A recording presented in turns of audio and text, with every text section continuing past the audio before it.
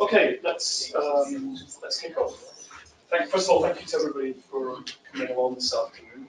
I think technically this is the first formal Santa seminar. So unfortunately, a number of my colleagues have been forced to go away for various reasons which are unavoidable. A bit sad, but they're all here in spirit and sending you their best wishes. My name's Robin Dury. I'm one of the PIs in the centre.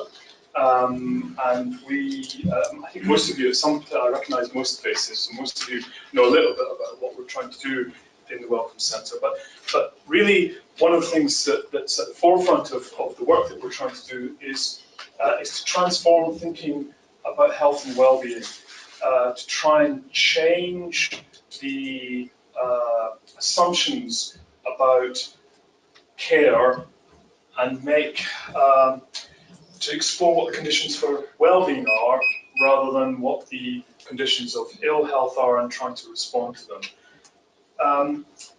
One of the ways that we think we can do this is through what we're calling doing transformative engagement work or engaged research.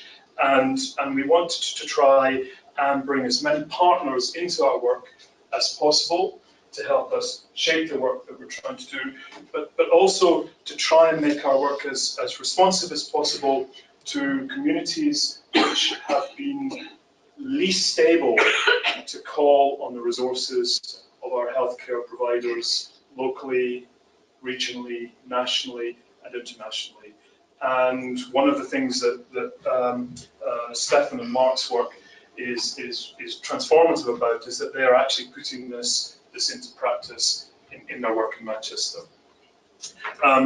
Before I say anything else, this is a sort of general welcome both to everyone in the room and everyone who's watching online or virtually. I'd like to thank Lucy and Anne, who have done fantastic work in making this whole event possible and making it such a pleasant experience to organise this. Thank you so much, guys, and thank you for always smiling when I ask for yet another favour. That's good. I'm really, really pleased to have this opportunity to welcome Suzanne. Has just told us 10 years we've been trying to get Professor, he wasn't Professor then, Stefan White down to talk about his work. We've been collaborating on and off for a long time, but this phase work that he's going to introduce is just, I think, some of the most exciting work, and I think we feel with our own work, we feel very honoured that Stefan and Mark Hammond, who is also down here with Stefan, have tried to build on and take further some of the work that we've been doing with our own Connecting Communities work. I don't think there's a great deal more that I want to say. So Stefan, I'll hand it over to you. And there'll be plenty of time for questions and discussion, but if anybody wants to interrupt, I'm sure that's fine. We don't have to have a kind of formal thing where we wait until the end. So if there's any questions or anything at all, please do just shout out. Excuse me. Mic drop. Thanks very much, Robin. Can everyone hear me okay? So I'm Stefan White. I'm a Professor of Architecture at the Manchester School of Architecture. Mark Hammond, who's been mentioned, is our lead researcher, Dr. Mark Hammond. And we've been working for about the last 10 years. Mark's too young to have been working the whole of that 10-year period on this. But we've been working at the School of Architecture for the last 10 years around this concept of place health. And it's taken on various forms, and I'm going to talk about a particular project related to age friendliness. But you'll also see in the presentation that actually the concepts and the methods that we're employing aren't encompassed by that category. So we've got a consultancy at the university, and the title that we've ended up using is phase, to reference place, health, architecture, space and environment, because we're architects, and that we think that brings something slightly different to the table about how we're working. And so our tagline is understanding and creating healthier places, despite the fact that we are also focused on wellness rather than health as a concept. The political and situation in which we find ourselves means that we found it most advantageous to keep the term health, because it's understood by the people that we're kind of trying to engage with and work with. And as a headline, there are kind of three things that we're keen on doing. And I think it'll become clear, hopefully, why. So we think that we need to try and interrogate and understand what it means to create a healthy place or wellness in a place. And not everybody understands that the same way. And certainly some of the most, some of the advances or the C2 approach or different ways of doing it that might deliver health in place are not well understood by everybody in the system. To do that and to have those discussions, we found it necessary to engage directly in co-research and delivery of things that might lead to healthier neighbourhoods. And lastly, we've got some observations about going through that process, which mean that we think there are certain bits of co-production infrastructure that you might need, and we've ended up starting to develop some of those in order to help ourselves do and repeat the processes that we've been going through. So the first level we're trying to work at, I suppose, is this place health creation model. So it's based on observations in our working and related to my PhD, and that connects to some of the work that Robin's been doing, which is related to the C2 methodology, but we agreed we weren't going to go into how that works earlier on because it's quite nebulous how those connections are all drawn. But so if we talk about in terms of a kind of current terminology, a strength or asset-based model or a transformative community development approach, this is something that we are committed to exploring and have seen benefits from and believe can be very effective. And for various reasons, partly because of the age-friendly connection, but also theoretical reasons, we've been relating that work to the World Health Organization age-friendly approach, but seeing that through a UN capability lens, which is very strongly related to my own research. And what this has done is this gives us a way of kind of relating the strategic level to potentially a World Health Organization set of evaluation measures. So the WHO Age-Friendly Cities COBE evaluation has a set of quality of life measures and ways of kind of trying to assess cost and clinical effectiveness. As yet, I don't know that anyone has successfully applied that or been in the situation where there is a systemic request for that evaluation to be undertaken so that it could be considered and tested. But we've been preparing ourselves to be in a position to deliver that if it was required.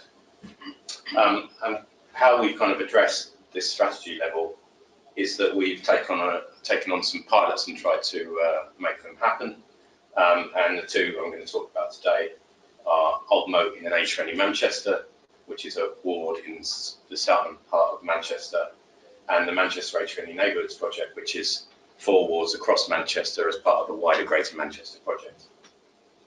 So on the delivery side, we've undertaken a range of different activities that we think are co-creating a spatial understanding of the life course experience.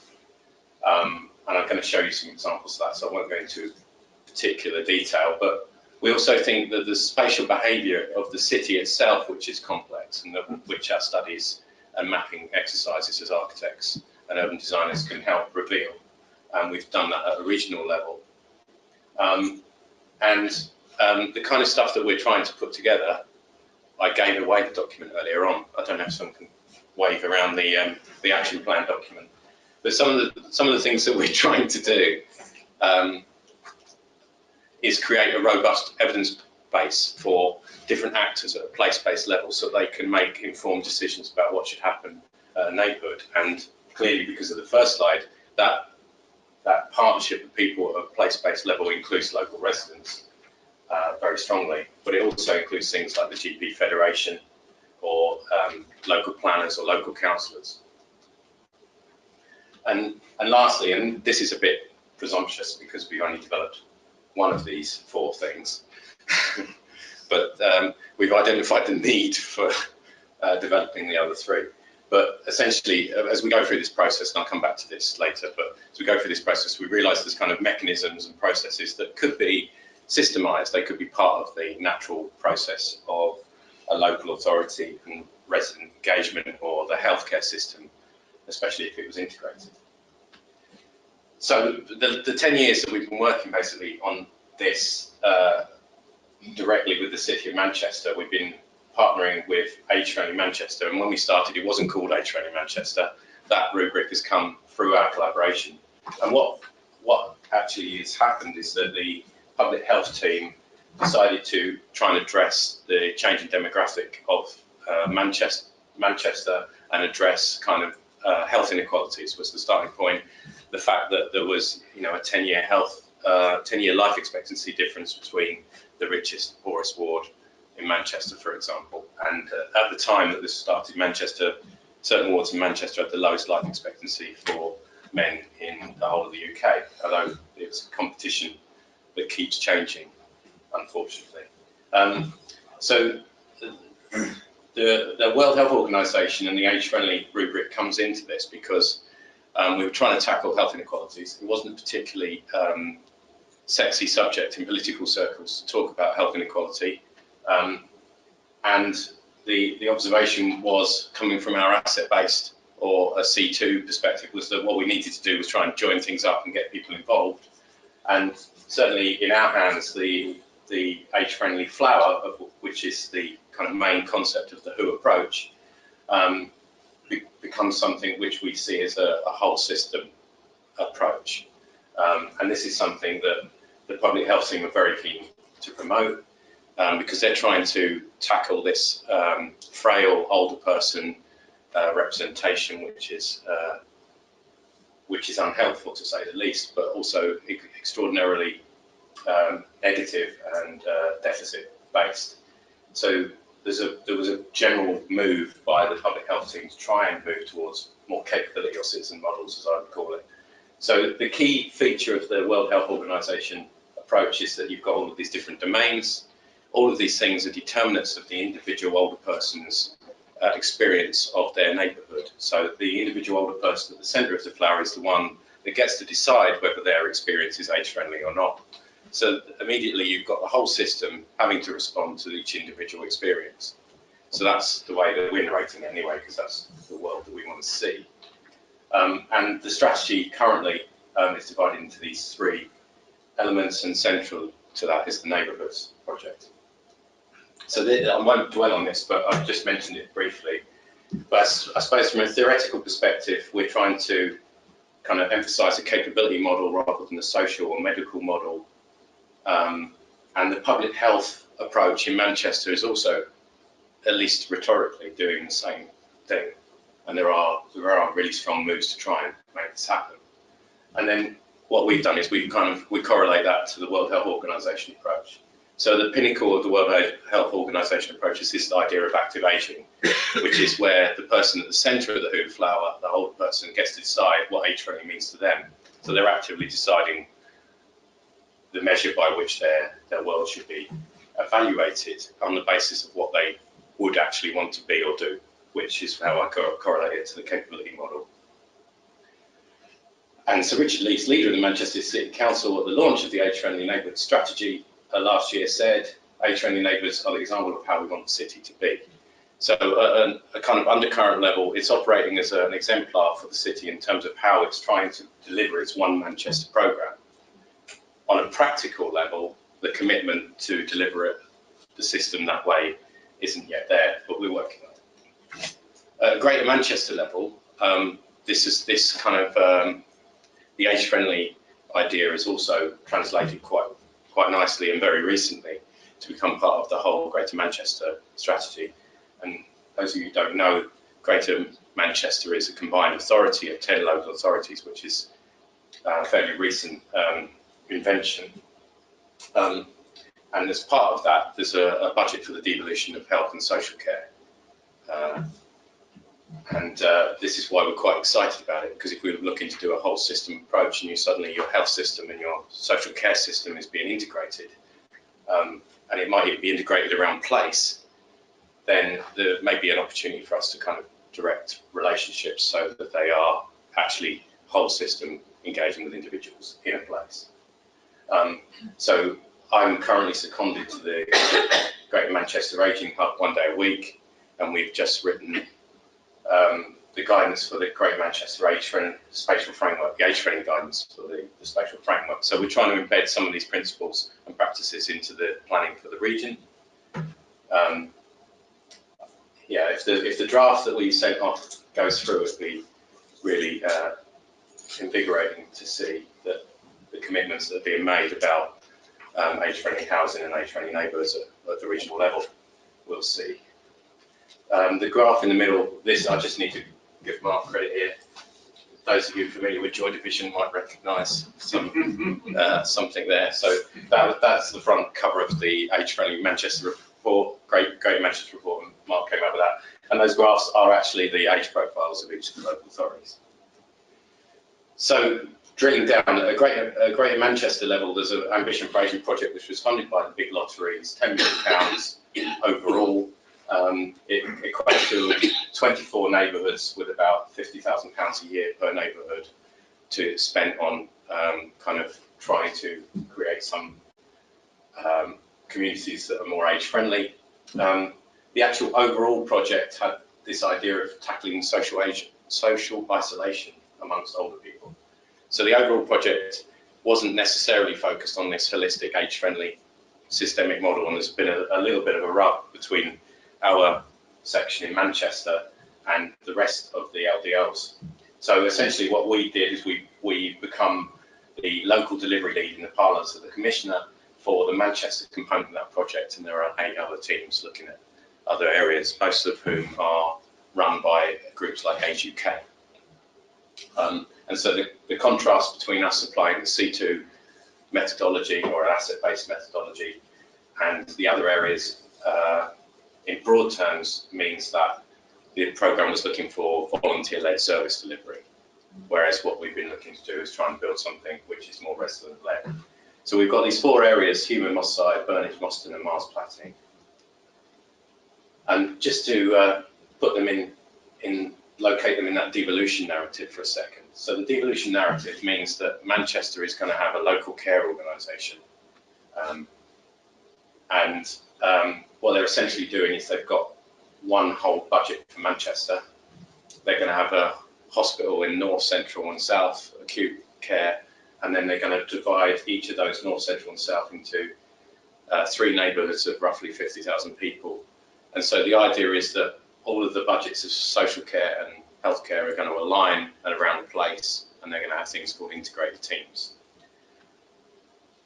That 50,000 was up to very recently, that 50,000 level of neighbourhood was about as far as they'd got. And I presented this slide to groups there, and this discussion is not news to them. Obviously, they clearly knew they needed to resolve this problem, but it's something that is being done live as we speak, really. So one of the things we wanted to point out was that if you take, say, this neighbourhood in the red, in Central, is this in the black outline. So it's 3 wards, Hume, Moss Side and Rusholme. We were developing an age-friendly partnership in that area with a board that I'll go on to describe in a minute. So you'll see that if they were looking to try and engage with local people, there's an opportunity for the whole system here to focus and relate to particular places.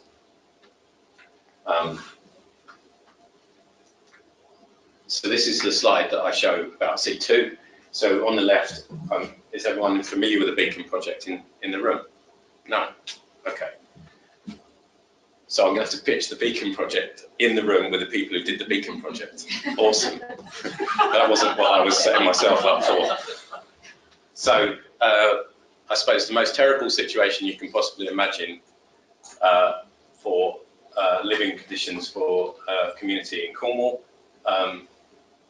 And Hazel, who's sitting in the room, instigated a transformative local partnership with the residents that achieved all these incredible outcomes on the left, and that's the shortcut. So through bringing the local community together and the local community taking charge of budgets and how money should be spent, and relating closely to people like the police, and they were able to get this complete transformational situation. And the picture in the middle I stole from their slide as well, because I suppose the key learning, the shortcut, is that it's about relations, not resources. And then there is other 5 points, such as these other 4 points that I just want to highlight. So from that work and the work that's been written, the way it's been written about by colleagues at the Welcome Centre, we've roughly interpreted this as being these kind of 5 key points. So you have to find out what it's like to actually live there. So you have to know what the lived experience is going to be, is for older people or for whoever you're working with, all the residents. There's no point in doing that if you're not going to do something about it. Your people immediately be disinterested and won't be bothered with talking to you. So you have to do something to make it better, or it has to be directed towards trying to make it better. If you want to try and make it better, then obviously you have to be realistic about what that's going to take. So you have to be talking with the people or working with the people that might be able to change the things that you need changing. So you have to build some kind of partnership. You can't expect your partners to do it all for you, because that's the situation that's currently not working. So you have to find some way of taking a shared responsibility over common problems that you identify.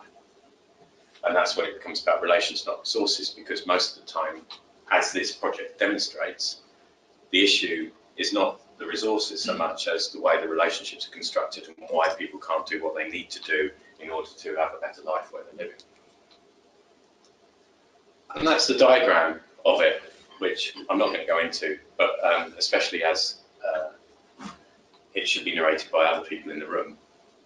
But I do normally skip over it as well, because it's just to say that the C2 program has looked at those kind of programs and analysed them using complexity theory to explore how and why those kind of networks and those relations are successful, what particular kinds of sets of relationships, or how you might need to form those relationships in order to have a successful transformation going on. I suppose the key thing, and the thing we've been talking about earlier today, is how service providers and residents have to both change in this process. So institutional partners have to change the way that they're working, and residents have to also change the way that they're relating to institutional partners. And breaking down that, or trying to get to the point where you can align the working of the institutional partners with the needs of the community, and align the kind of efforts and strengths of the community with what the institutional partners want to achieve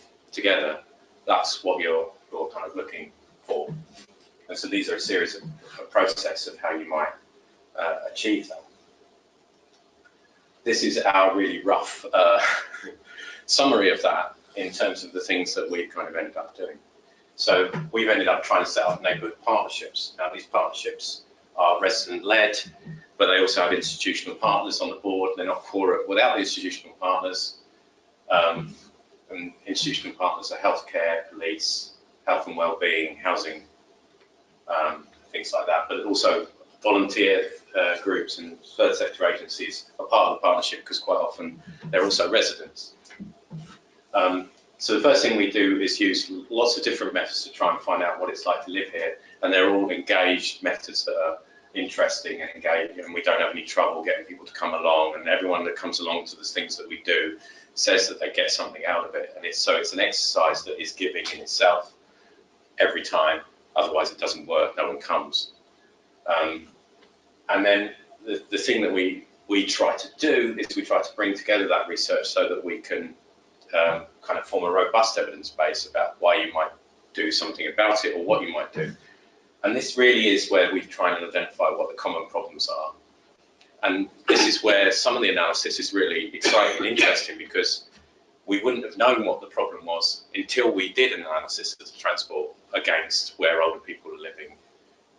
And we certainly wouldn't have found out what the very particular problems were without talking to people about that issue and finding out what the barriers are for them where they live.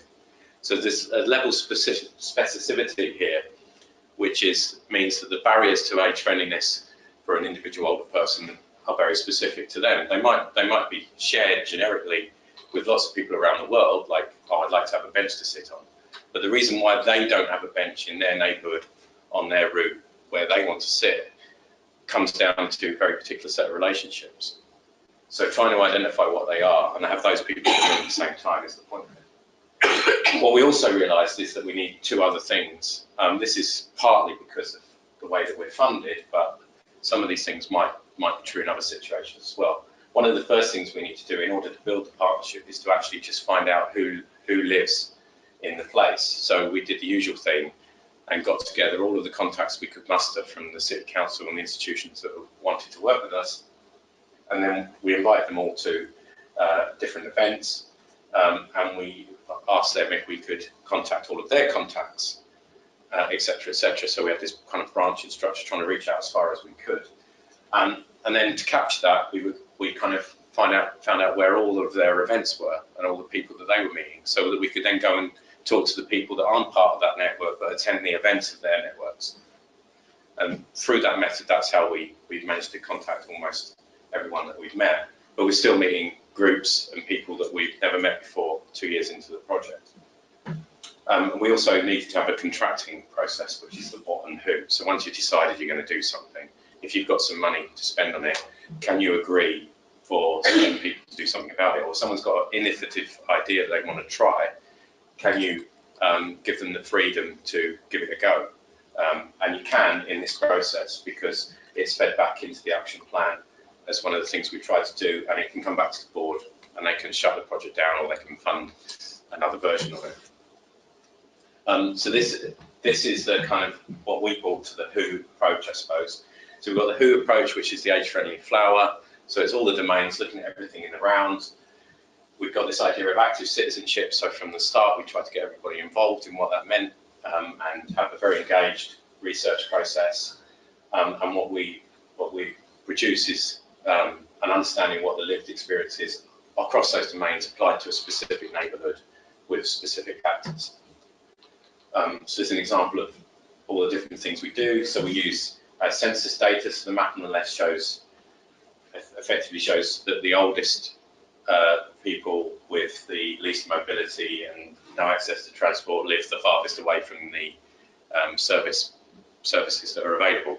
And that's a theme that's commonly repeated when we look at the city, because that's the way the kind of sorting mechanisms of the commercial city work.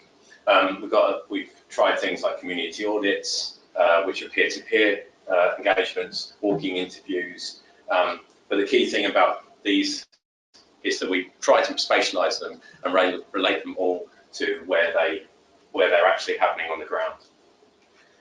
This is an example of something where those findings and those analyses are shared back to the community, and the findings are agreed, the actions are agreed, and then an action plan was produced that was a summary of that people could work on. This one in the Old Moat project, there were 141 initial actions, and I think 5 years into the project, 5 years after the project ended, the community groups are still working on with a housing provider, and they've made it through around 60 of them.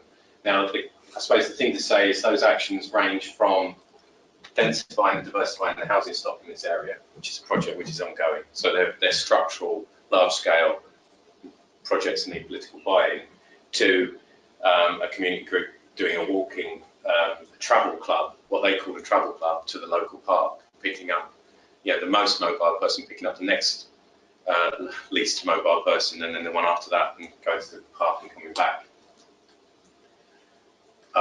So what we've tried to do is kind of scale that up with the Manchester Age Friendly Neighbourhoods project. So that was a pilot in one ward, and so this is 4 wards at once.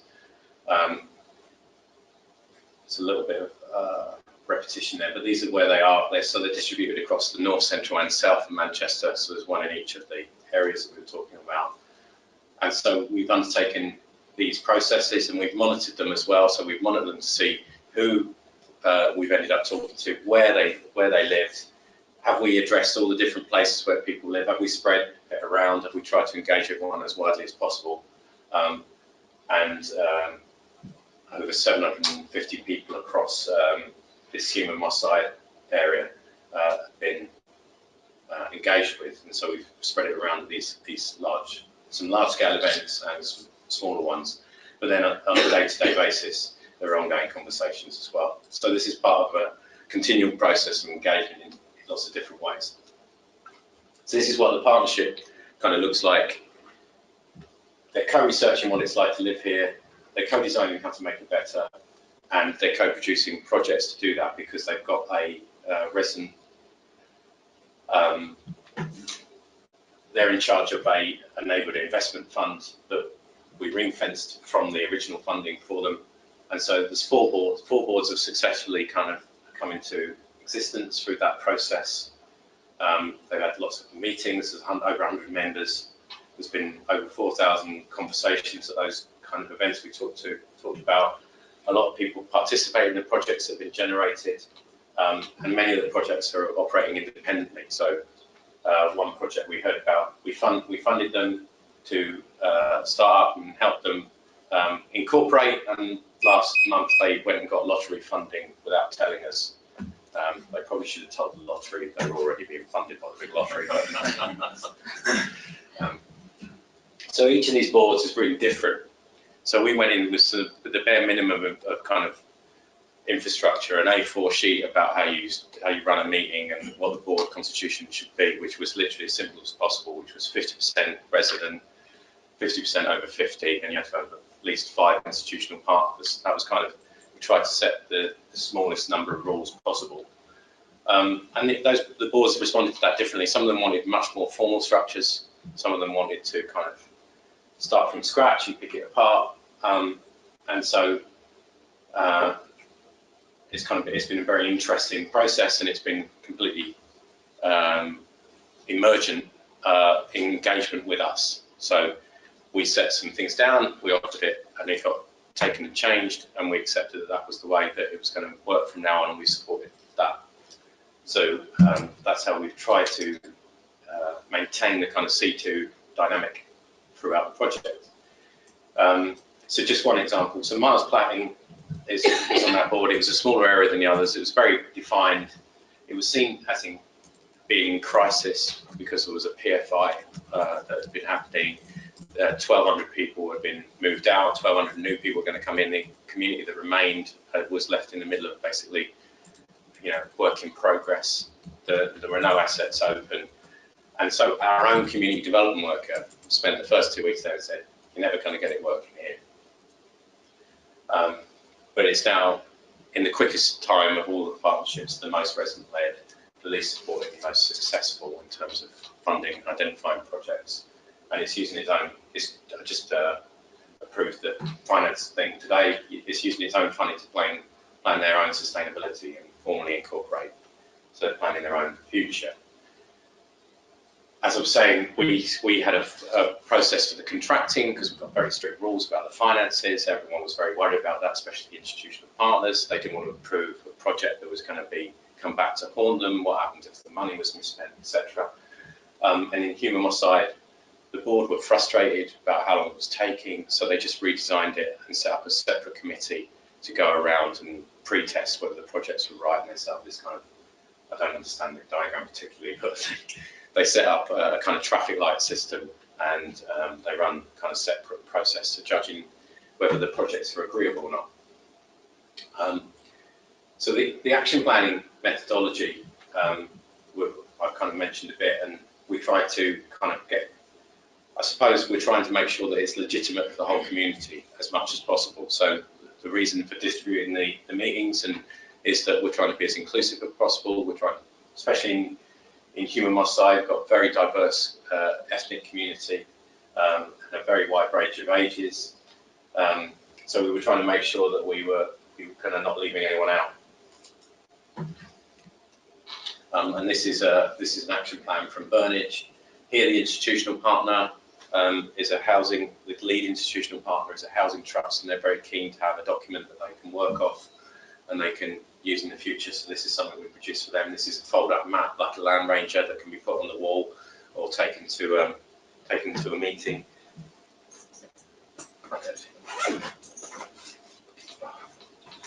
That's the kind of prop you just have to hand out, isn't it? That's all around. Or open it out.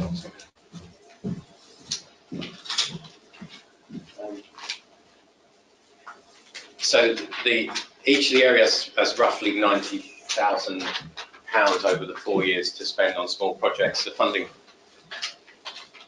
Oh, that one's fallen apart. That's not a whole one. It was too slick anyway, wasn't it? So they have a small projects fund in each of the areas that they can decide. So what we tried to do was write what the kind of funders' objectives were about tackling social isolation. The fact that the project had to be inclusive, or they had to end up having a balance of inclusivity across the whole area in all different groups, because not every project could be inclusive. If you want to target something, a group that aren't coming along to any of the meetings, like older men, you need to do something specific for them. So there's a kind of balance of targeted projects that end up to a basket which is inclusive of the whole community. So there's a kind of series of check boxes on an application process. And the residents are managing this and judging this for themselves, using those kind of processes, and they are using the grants to fund all sorts of projects. And we really like this image because this is not a setup at all. This is one of our community development workers at a very large workshop, and a resident has literally asked her to write new ideas on a post-it note. So it might have been at the start of the workshop. So the progress today, 72 projects, £123,000 spent. A lot of people talk to, a lot of people participating in the projects, and many of the projects funded at the start of the project are still going. So this is a quote from a board member on the left of the project. So this is kind of about people that are actively involved. So the person on the left wasn't involved in anything like this at all before. And this is Pam, Burnish, board member. When I first got involved, I was very weak and I was just coming out of a bad place. Being part of the age-friendly Burnish gave me the strength to get up out of the community. It's given me the purpose and capacity to help others at risk of social isolation. And we didn't prompt her in any way to come up with that quote, I promise you.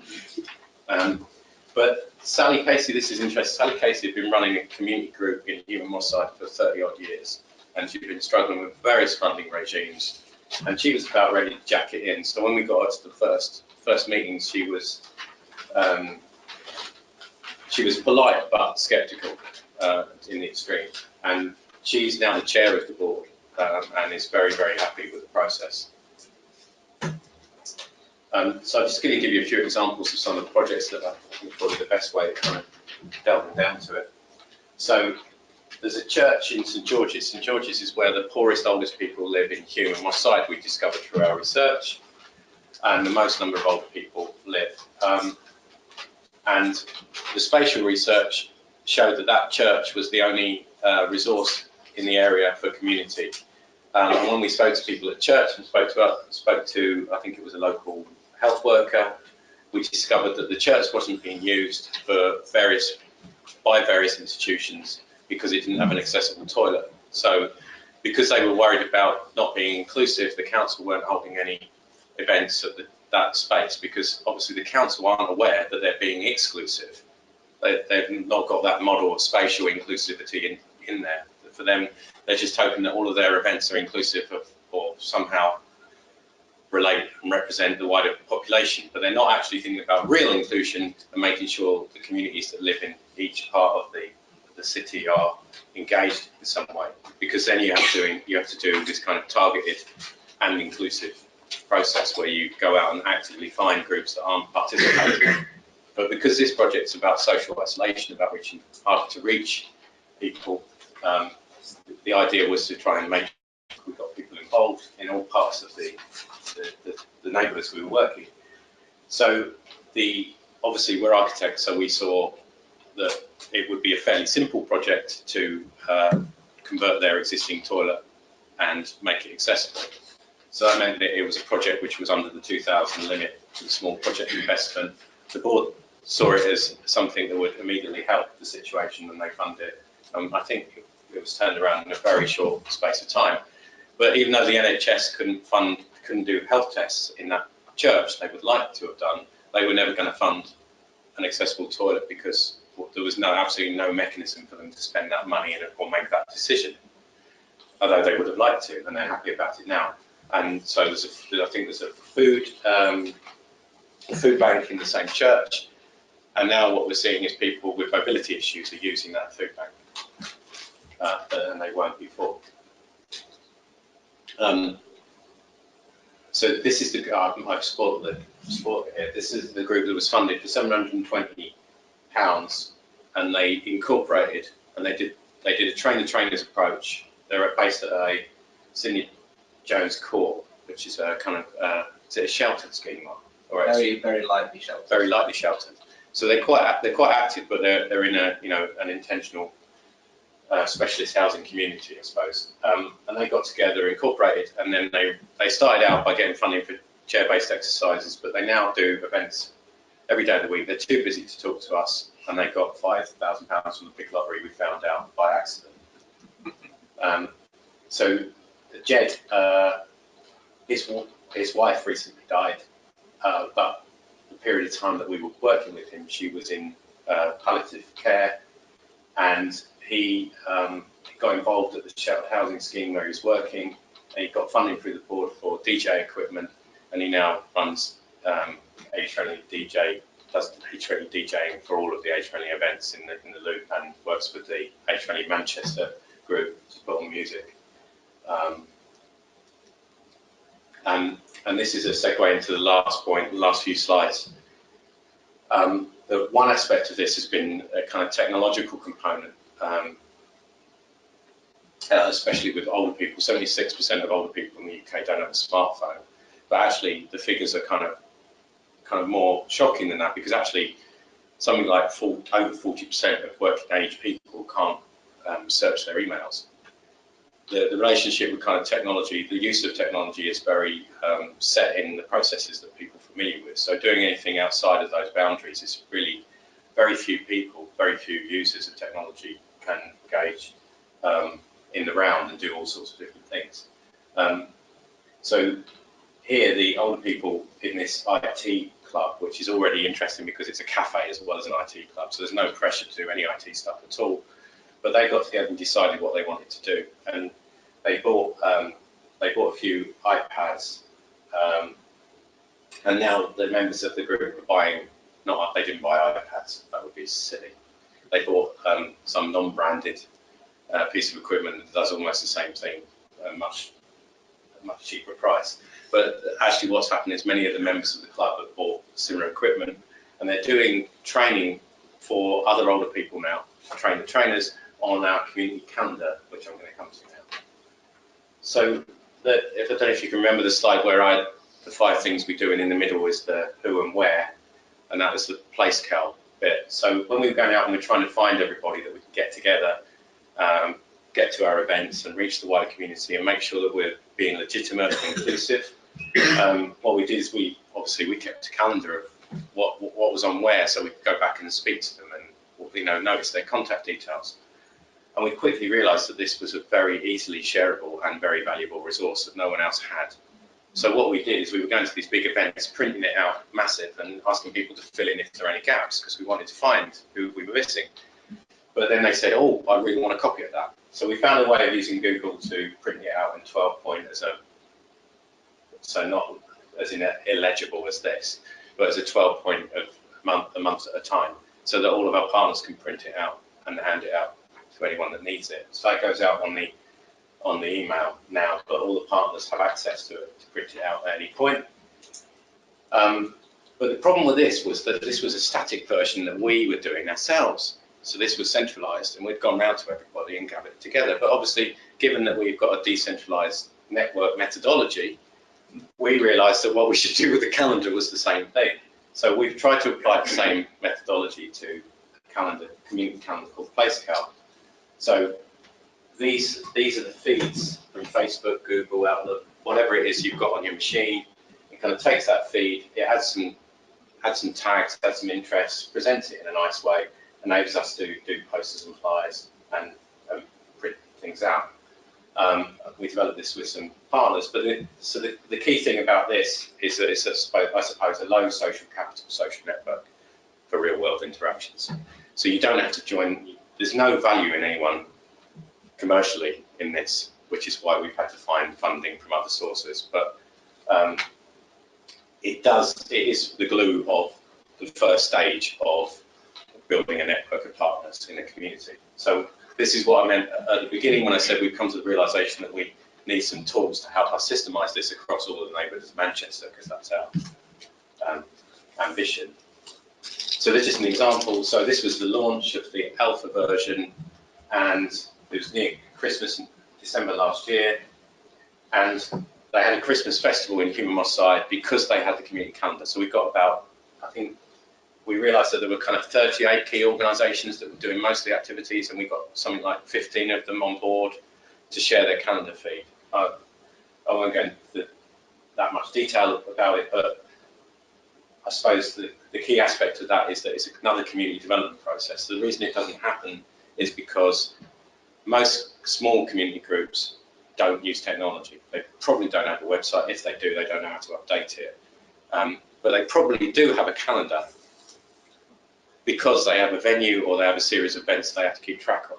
So we would go to people who run venues, realise they have a calendar, get a calendar feed, go to a community group, realise they have a calendar, train them to share their calendar feed.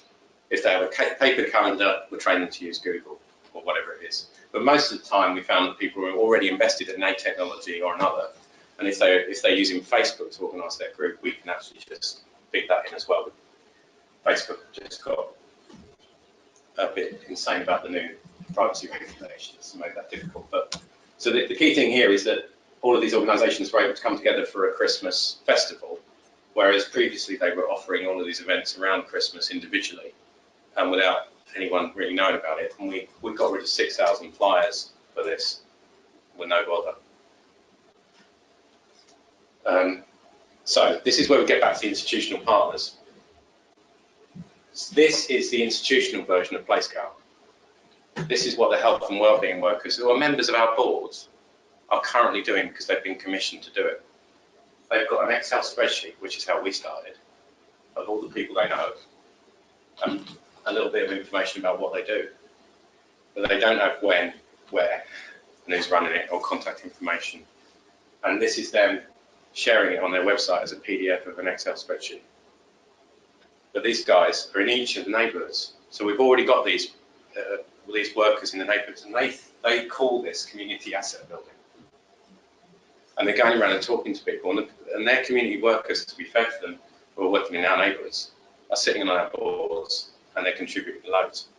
So what we're trying to do in this alignment that we're talking about is we're trying to get these workers and the commission for these kinds of workers to work in a coherent, systematic way with each other and with other partners, to not end up doing this kind of thing, but instead, oh no, turn it off. That would have been a great finale instead of just turning it off.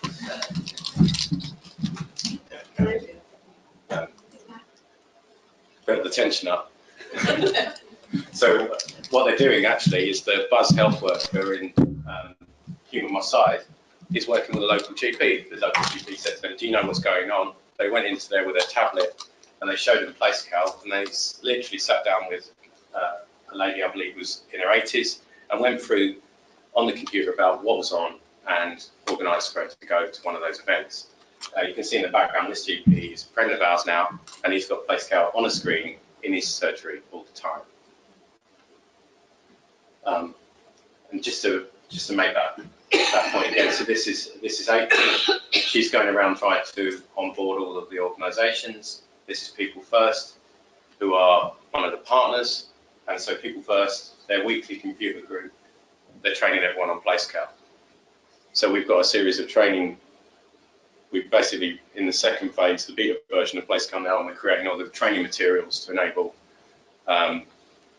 community workers like April to train other community workers in how to get people onto the calendar, etc. So we're trying to create this as a kind of wider offer. But this is just obviously just a tiny bit of infrastructure support for the overall program and idea. But I thought that might help understand the whole thing. That's me. I've finished with my slides. So if anybody would like to ask any questions, you don't have to. Oh, thank you. Has it been a blessing or a curse to have a specific focus on older people and on social isolation? Given that potentially it's a very holistic model and you can look at other groups. I don't know the real answer, but what I tell myself is that actually it's given a focus for people because there's a project. So the project is nebulous in a way, but actually it's engaging for each individual older person in the neighbourhood.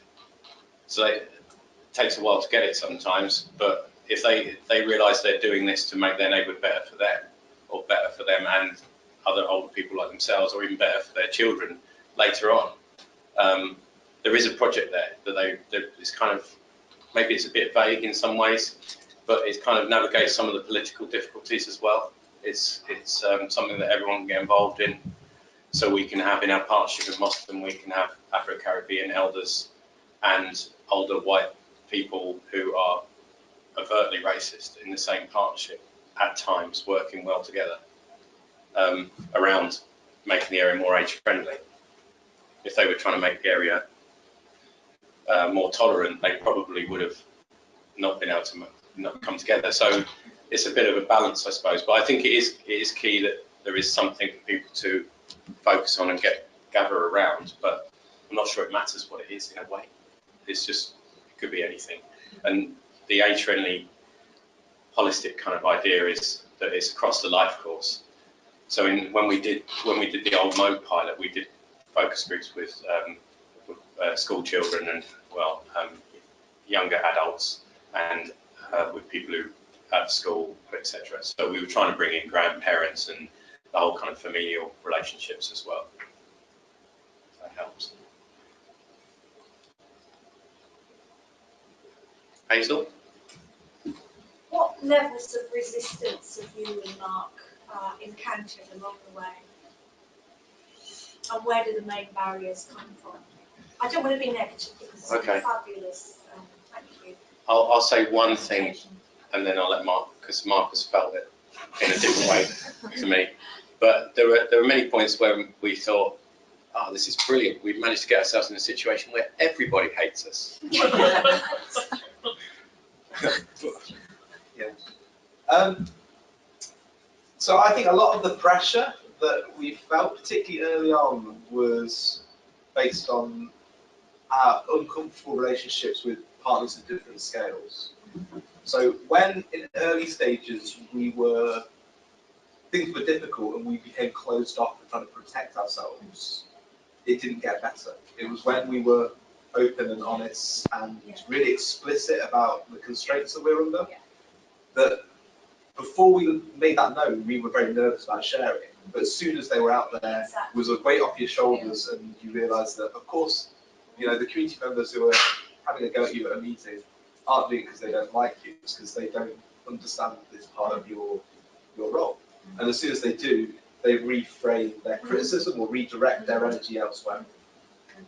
So yeah, I think a lot of the pressures are self-inflicted.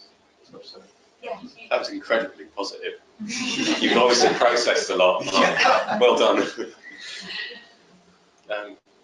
Sorry, there was another question here.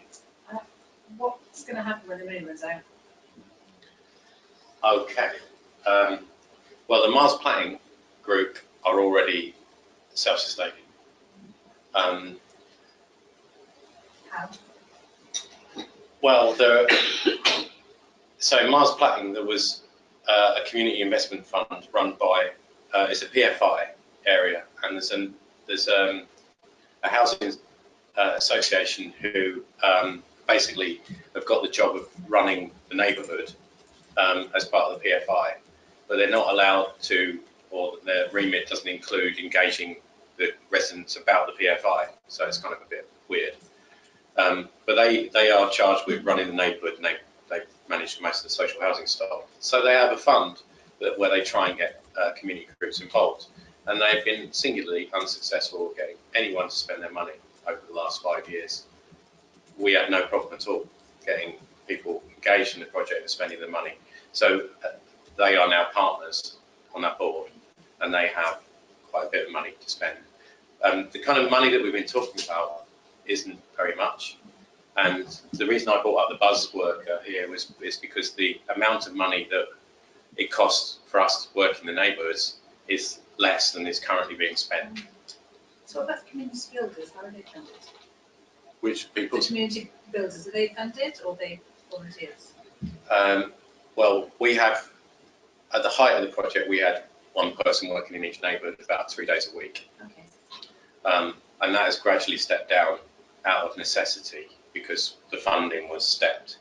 And we went along with the step funding, and what we're currently doing is there's going to be another step down probably in about 2 or 3 months' time.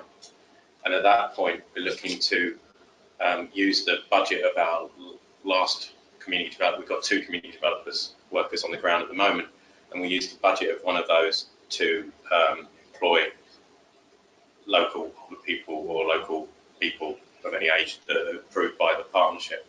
So I don't know quite how I'm going to make that work contractually, but the idea would be that the money that we'd be spending to try and help the partnership, we would give them to the partnership to spend on sustainability. So we're trying to step back, but that stepping back process has been happening for a long time, and partly out of necessity, because our resources have been stepping down, so we've had to reshape what we've done, which has probably been a good thing, but it's not felt like that necessarily. So on a systemic level, I'm trying to persuade the health and social care integration and the various actors within that they should be doing this kind of thing, and they should certainly support the ones that have already started. And I think we're winning that argument.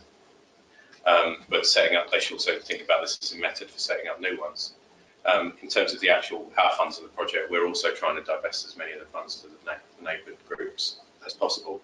And then there are actors in each of those neighbourhood partnerships that could continue supporting them, even if the health and social care integration doesn't kind of see it as a normal part of their operation. Sorry, it was. Okay. In a sense, this is a horrible question because everything is kind of interconnected, but what are the aspects or what areas do you think you've been the most successful in, and conversely, where do you see the most, or where has it been the least penetrative and successful? It'll be a different perspective from Mark, I suppose. From my perspective, the thing I'm most proud of is that I've somehow managed to keep our team together throughout all of the difficulties of the project, and that they've remained engaged and infused and given what they've given to the project. I know that sounds a bit strange, but that has been, kind of that, in a way, that's been more of my role. I don't think that I'm hoping that the biggest success will be that we'll actually succeed in upscaling it, because that's what I spent most of my time trying to move on to within the project line to answer that, because he would know better. So I think personally that, I don't know if it quite answers the question, but it's really difficult to say what's working or when we're feeling like we're winning, because it's all the little things along the way that add up to 2 years in, you feel like you've contributed something. But so one example was up in Moston when we started, one of the big community groups already active. The very first meeting, she got the memo saying it's going to be £10 million as part of the project. And at the very first meeting, we had to go up to the front and say that press release was a bit strange and it wasn't written by us. But actually, there's all these rules about how we can and can't spend the money. And she kind of stood up and said, I thought this was going to solve all of my problems, and I was so disappointed. And it was like a dagger in our hearts. And 2.5 years later, she is still on our board in Mostert and has completely changed her perspective on it. She's seen that there's kind of new groups who've started up doing really, really innovative work that her big institution wouldn't have done themselves. So she's seen the benefit of kind of what's emerged through the community. So she's kind of reassessed her relationship with a lot of the community, which frankly before she saw herself as a guardian of a community that didn't need guarding in a way. So that was really positive. I think the things that don't work is a difficult one, but it's so different in each of the areas. But I think so starting from a generic point of here's a one-sided constitution that we would like you to interpret. It did cause an awful lot of strife and arguments in those first 6 months. And with the money being involved at that point as well, it became very tense. I think if we were to start again and we didn't have this press release, it would be really great if a year in, on the anniversary of the partnerships, we said, oh, by the way, we've looked down the sofa, we've found £90,000. Because it would have enabled us to frame the relationships within the partnership in those critical first few months, not being about money, which was a massive burden on us and the partnerships. But we would have lost all trust if we'd done that. Yeah. As a marathon. Just as an observation for those in the theatre today, that beacon slide that you saw, those outcomes, had we started with money, we'd have never ever got them. We started with £35.50. We generated £4.3 million worth of social impact funding. You know, the cost to society. Treasury economists did that, it's not just me saying that. Never ever start with money. Ever. It's a death. You tell us that now. Yeah, exactly. It's just like No, we kind of. And I was the other observation from wasn't that was a beautiful thing.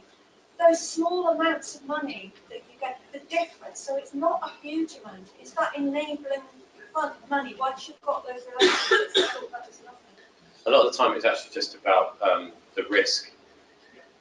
If you're on a low income, you can't take the risk of people not turning up to your event, or printing a couple hundred flyers or whatever. Might be the food on the table that week. I'm not being over dramatic, but that is a bit too much. I run a football group, and I had to collect the subs every week, and occasionally people would stiff you, and you'd like, are you going to do this and take 30 quid out of my pocket? But so those are real barriers to people getting involved in those kind of things, because they can't afford to lose that every week or whatever and feel like it's not working.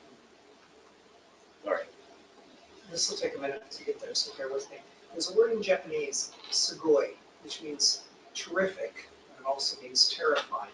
I don't know if there's an English equivalent, but in some ways that applies here. What you've done is terrific, but looking at it as an outsider, I find it a bit terrifying in terms of the scale of it and its potential just to kind of keep growing. When you're talking about we contact this community group, then we ask them for their contacts, etc. And I'm looking at it thinking, my God, that must be an incredible management nightmare in terms of keeping track of all that information. And my colleague Paul and I are in kind of a similar, not a similar state. We're doing something, but we've been told, oh, you could do this and this. It's like, whoa, whoa, whoa. We're trying to bring it in. And I'm wondering, how did you make decisions in terms of keeping on top of what is a very laudable, but potentially ever expanding thing that eventually gets to a point where it becomes unmanageable? How did you make decisions about what you were going to try and control? This is probably too long to answer, but and how did you start to define this is what we can manage in terms of contacts, information, and so forth? Mark will give you a different answer to me, and so I'm not going to look at him when I'm speaking. I suppose I waited until the team cried, and then I asked them what I needed to take off them, and then we stopped doing that. No, that is in a way true, because we didn't know what the burden of different things was going to be, because even when we did certain things we thought were quite sensible and reasonable, they actually turned out to be the most time consuming and difficult for reasons that we couldn't predict. So we just had to, I think once we were able to be clear about what our role was, and we didn't know what that was when we started, but once we were able to be clear about finding some kind of authentic presentation for ourselves, we were then able to say, oh, I can't do that, or that's not me, or I can't help with that. And that was when it was okay, which maybe like last month. But the problem that some of my colleagues had earlier on was that they felt like they were responsible for everything because it's holistic. You know, oh yes, oh someone's telling me about, you know, community health program. Oh, I should know about that, and that should be part of it. And so as this kind of connector process, that was overwhelming. So this kind of trying to get to a place where we were authentic and it was about doing your best, and then people recognise that you would have limitations, I suppose was where we have got to. But Mark will tell you about what the cost, personal cost of that was. And on a more strategic level, I suppose, we did try to give people particular territories and try to kind of limit things conceptually somehow. So, you know, not everyone was responsible for every aspect of the project. The last little bit of answer would be that it's not as complicated as it looks from the outside on some levels, because actually you create the relationships, you don't manage every actor in it. So we were in a meeting with the Greater Manchester Innovation Transformation Partnership, and you know, we presented some of this work and they said, oh, there are 5,200 volunteer groups in Manchester, we can't possibly work with them. You know, but if you look at the place calendar, when we delved down, we realised there were roughly 38 organisations that we needed to work with on a day-to-day basis to have a pretty comprehensive, more comprehensive calendar than's ever been there before. So I think from the outside it looks overwhelming, so it looks like a mass, right? It's 50,000 people in the neighbourhood, but you start delving down and actually the figures aren't that big, because, you know, so I think there are 3,000 over 50s in Human Moss side, is that right? You know, most of them are not interested at all in what we've got to do, and why would they be? You know, so you're talking around about 1,000 people at the most that you need to make sure that you're kind of getting to engage with. And as long as you don't imagine that you are going to actually get to talk to everybody, then you reach out as far as you can. But then within that, the people that we talk to, they definitely talk to more than 1,000 old people between them, definitely. So, you know, I suppose it's the knotted string that gets, you know, I'm not going to go there. I'll just go puzzle look, but you know, it gets when you've got that ball of wires, and it looks like you're never going to untangle it, and you know, you pull one out, and suddenly it gets much simpler after a bit. But Mark, you want to disagree or give a personal view on that? No, I think we've got a really good kind of release valve for when we feel we're taking too much personal responsibility in things that happen. And I think this was one of the real struggles in the first 6 months of the project, when it was all very new, it was very centralised. We were the central connector between a lot of relationships, because we had arrived with this idea for a partnership and it was somehow all of ours. But over time, as it's kind of become this more emergent thing, when we've got too much to do and someone says, hey, we should do this, you just ask back, okay, when are you going to start? And at first that's like terrifying, because you know, is this my job? Should I be doing this? Should I be prioritizing things differently? But if there is a genuine interest in exploring something, and someone else starts it going and comes back in a few months with, well, I've started looking at this, I think it's really interesting, could you help me with this? Then it's a different set of burdens than if it's just, this is your job, go and engage with the Afro-Caribbean Elders Group and solve all their problems. But if you've got 20 of them, then fall under. There's one over here. In one of your great photos, I think it was like a planning meeting, you labelled different people, and one of the labels was talking about there being a student there. Yeah. And I just wondered about the students. Were you able to use them as a resource? Were you able to use this project as a service learning opportunity for them, or did it not really engage students too much? And just because of the work we're doing in Plymouth, we're really keen to see how we can partner students into this process, and I'm just wondering how that went for you guys. We should probably have a really long conversation. It's a whole other story, but I suppose students have been part of this for the last 10 years, and we've tried various different formula. And I suppose there are 4 kind of key aspects. One is that they kind of mirror some of the processes we've set up. So they kind of, in the old mode project, for example, we had community audit, we had some interviews, we had some focus groups, we had some mapping exercises that we wanted to try. And the first event, we got the students to run all of those. So the older people that came to that, 70 odd people that came to that workshop, they all got this one-to-one, you know, they went around all the stalls and had a one-to-one interview. And so what that meant was that they were learning to do the peer-to-peer interview. My students were doing it badly. They were doing it. So everybody in that room left that day knowing how to do a peer-to-peer interview, knowing how to run a focus group, knowing what an interactive map workshop was, and they had a great time. And the students were, you know, the students learned that other people were people too, which was important for them. You know, and you know, it's those that kind of trivial but incredibly deep and meaningful learning point that they got out of those kind of things. On another level, the students have actually produced, done engagement using those models of their own that have merged into their own projects.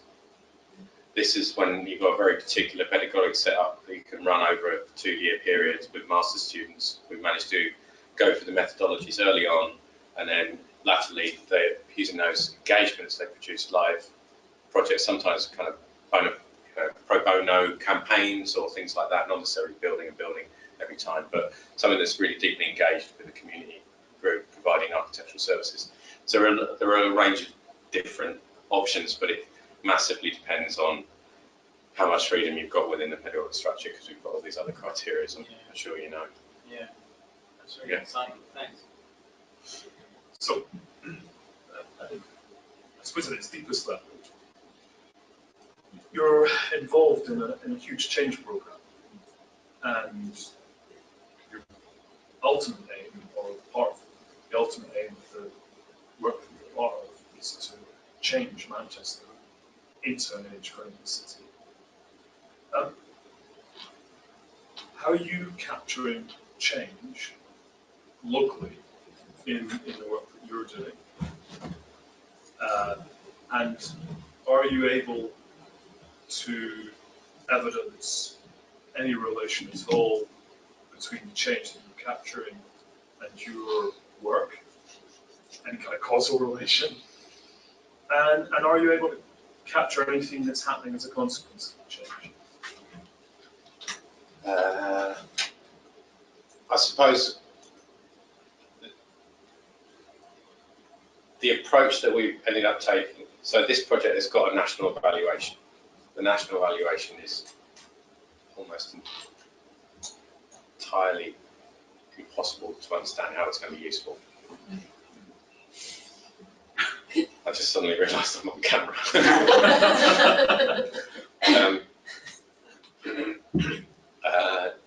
So that's made it tricky for any local evaluation of this project. We have collected a load of data that we intended to use to try and explore some of those issues. Currently don't have any resource to look at it, but it's quite an interesting data set. So we're looking to find a partner somewhere that will help us look at that, or another funding stream that we can look at some of that. What we're doing with the means that we have available is, we think what we want to do is we want to try and pick out, so the themes that I was showing you in those case studies earlier on, those are themes that are clearly important to the commissioning partners and the various partners that we've got. And so by using those case studies, by just demonstrating, well, you know, you said you wanted to have a really active older person and you're not interested in physical exercise, but you like physical activity, that's your thing. Well, this project delivers physical activity, right? We are then in the tricky situation that people say, oh, how much is it going to save me? Which is obviously a difficult question to answer.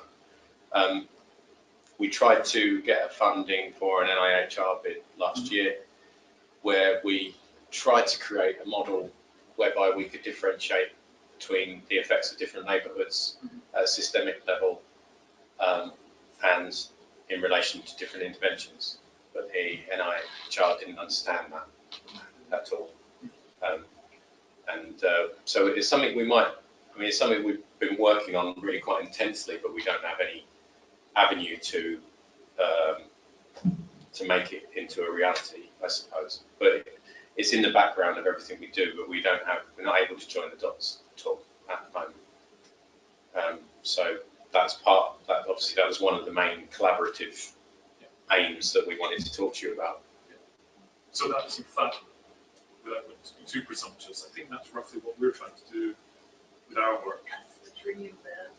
So if we can, maybe that's, because I think in all of what we're trying to do, in all of the work that we're collaborating on, the one thing that we're finding it really hard to present is something like an evidence basis for why working in this way makes a difference. Yeah. And I think if we can do that, then we will have the potential to transform, for instance, the way that public health is delivered, nationally and internationally. And if that has to be our biggest goal, because whatever it is that's being done now under the name of public health, it's not making a difference to the people who need to have a difference made the most. I agree. We've got a secondary strategy on the basis that we're unlikely to make that happen immediately. Is that within the kind of networking that we're doing at the Greater Manchester level, we've got a chief executive of one of the local authorities who has, you know, that visionary level of buying into the idea of the transformative approach, accepts that that evidence base doesn't exist, but in the frame that it's put at the moment, but that there is substantial reason to expect that it will work. So to the point where they've committed to save £43 million through making these kind of changes.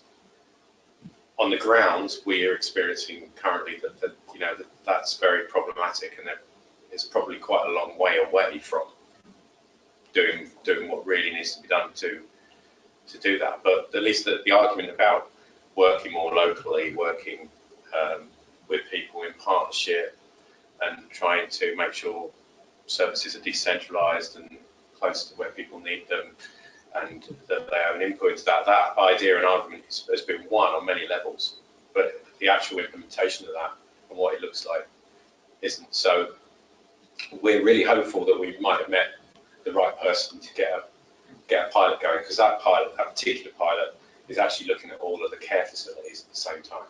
So we're hoping that might join the dots and we might be able to find some concrete savings that guarantee the rest of it. I have one more question. Could you please say a little bit more about what is meant by resident advocacy as it relates to hard to reach residents and community members? Okay, well, I suppose some people have argued that an asset-based approach, where you talk to the people you get the chance to talk to, can't represent the wider community, can't be inclusive. And we feel that it's not really an asset-based approach if you're not trying to talk to everybody in the community. So you have to try and connect through every connection that you make. You have to try and make those connections exhaustive. You know, obviously that's not possible, but that's the ambition. So they're exhaustive and they're always trying to build more connections. Sure. So the point of going not just to the kind of institutional partners whose addresses we had, but also to all of the groups that they know about. And then not just the people that organise those groups, but actually going to each of their classes and talking to the people that are at the groups. That was our key method of trying to meet as many people as possible. But we then used that as a wide advertised process to try and invite them and their friends or anyone they wanted to bring along to events that we held. We held those events in various locations. We made sure the event locations were accessible and distributed across the whole neighbourhood. If there were particular issues about transportation, we made sure the transportation was put on. And we tried to do that across every kind of every known community group, and we checked against so like observing that we had 150 people in the room and we had 2 Afro-Caribbean people in Manchester, we could see immediately that we had not succeeded in having a representative group at that large meeting in a particular area. And so we then went out and did some specific work targeting that group. So it was kind of this inclusive but targeted approach that we tried to kind of do. So, Thank you, that's really helpful. I'm going to draw things to a close, partly because Stefan's been doing this since about 1 o'clock, I think, this afternoon, so he deserves whatever's coming his way. He's actually watching Exeter City Football Club tonight, so so listen, Stefan, thank you very much for a fantastic presentation about really, really inspirational work.